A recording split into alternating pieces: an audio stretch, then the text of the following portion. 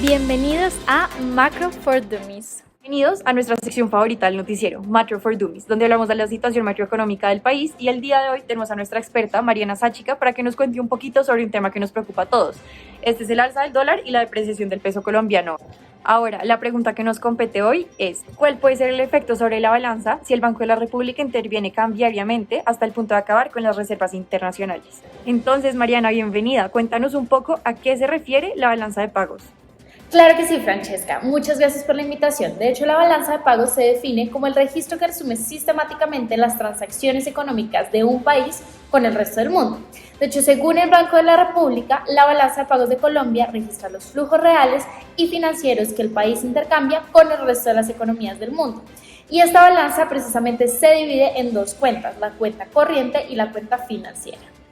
Ya clarísimo, Mariana. Además, tengo entendido que la balanza de pagos tiene una relación con la balanza comercial, pues esta representa parte de las divisas que entran y salen del país y que contemplan las exportaciones e importaciones de los bienes y servicios. Por lo tanto, un superávit o un déficit comercial puede influir en las cuentas corrientes que están dentro de la balanza de pagos. Así es, Francesca, y finalmente la balanza comercial se relaciona con la ecuación básica de macroeconomía de Keynes, que señala que finalmente la demanda agregada está dada por el PIB igual a el consumo más la inversión más el gasto público más las exportaciones netas. Esto finalmente nos indica que el PIB también es afectado por las exportaciones netas o, en otras palabras, la balanza comercial, lo que hace de este un tema supremamente relevante.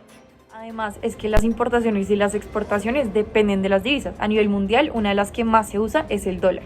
Además, en Colombia, donde el Banco de la República tiene una tasa de cambio flexible, el cambio en la subida o la baja de las divisas tiene un gran efecto. Claro, Francesca, y además piensa que eso es supremamente importante para entender la devaluación del peso, pues cuando un banco central procede a devaluar una moneda, todo activo valorado en esa divisa sufre una bajada de valor que disminuye la rentabilidad y finalmente puede afectar la competitividad del país en cuestión. Entonces supongo que eso es lo que ha estado pasando en Colombia. Pues hemos visto que el precio más alto registrado por dólar durante una jornada ha sido 5.017 pesos, haciendo el peso colombiano una de las monedas más depreciadas de Latinoamérica junto con el peso argentino y el peso chileno, como se puede observar en la gráfica.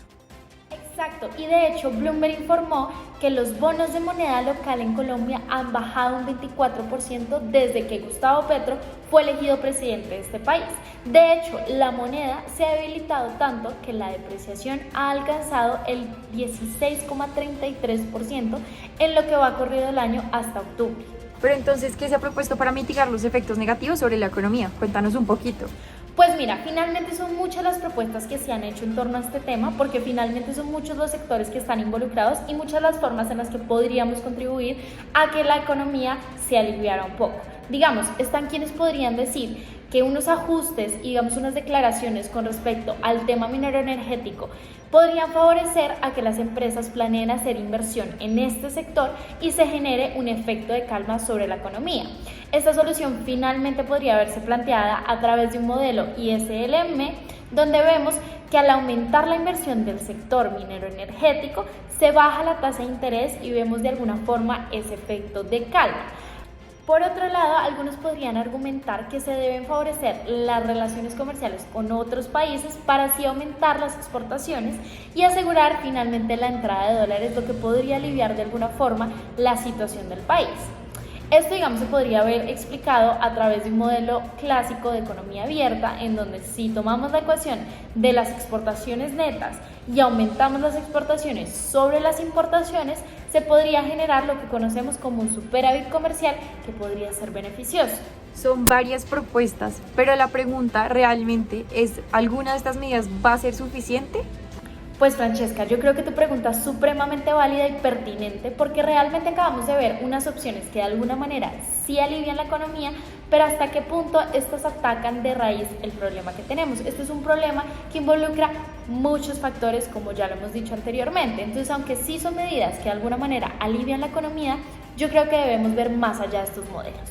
Por ejemplo, pensemos, ¿qué pasaría en caso de tener una economía con tasa de cambio fija, en donde la financiación monetaria del déficit fiscal lleve a una gradual pero persistente pérdida de reservas internacionales, lo cual finaliza en un ataque especulativo sobre la cuenta corriente? Aquí empezamos a ver que esta es una problemática que va más allá de las exportaciones o de generar inversiones en un sector y que incluso incluye aquellas cosas como las reservas internacionales. Miremos entonces este ejemplo dentro del modelo Mondel-Fleming con tasa de cambio fija, en donde la curva LM puede desplazarse tanto hacia la izquierda como hacia la derecha, generando diferentes efectos sobre la economía. Entonces, si LM se desplaza hacia la izquierda, hace que la moneda local se aprecie para comprar reservas internacionales y que la tasa después finalmente regrese a su estado inicial. Pero también existe la posibilidad de que se mueva LM a la derecha y se deprecie la moneda y se vendan reservas para que la tasa regrese a su estado inicial, que finalmente es el caso del que acabamos de hablar anteriormente, donde hay una persistente pérdida de reservas internacionales. Ahora, ¿cuál es el riesgo de hacer esto? Esto se ha aplicado en otros países y se han visto que cuando se pierden estas reservas internacionales, hay un efecto negativo sobre la economía y no necesariamente ayudan a que la tasa vuelva a su estado inicial. Ya empezamos a hablar un poquito sobre las reservas internacionales. Ahora, creo que es importante aquí encalcar un poquito sobre cuáles son las posibilidades de manejo de estas dentro del país. Bueno, si de posibilidades estamos hablando, está la posibilidad de las subastas de opciones. Este es un mecanismo que no está activo por parte del Banco de la República, que implica la intervención de sobre el mercado cambiario. De hecho, según el Banco de la República, el régimen cambiario vigente permite realizar subastas de opciones para acumular o desacumular reservas internacionales para controlar la volatilidad de la tasa de cambio. ¿Pero tú crees que esto sea viable teniendo en cuenta que Colombia cuenta con un déficit de 10.199 millones de dólares en este momento? Además, donde el saldo de la deuda externa pública representa el 50,6% del PIB, ¿crees que es posible que la vulnerabilidad de las cuentas externas de Colombia terminen en el futuro en una crisis de balanza de pagos? Yo creo que es un punto muy relevante el que tú estás tocando, porque para contextualizar a nuestros televidentes, una crisis de balanza de pagos es cuando la economía llega a un punto en el que no es capaz de generar los recursos suficientes para cubrir su financiamiento, que muchas veces se da por ataques especulativos y es ahí donde empiezan los problemas. Esto que mencionas es importantísimo porque esa crisis de balanza de pagos que es posible podría terminar en una fuga de capitales además. Esta fuga haría que buscáramos una mayor rentabilidad de la mano de activos de la moneda extranjera, perjudicando sectores de la economía colombiana. Teniendo esto en cuenta, en Colombia, la intervención cambiaria constante por parte del banco podría terminar en una crisis de balanza de pagos. Pues mira, Francesca, yo creo que finalmente ese es el miedo de todos, terminar en una crisis de balanza de pagos.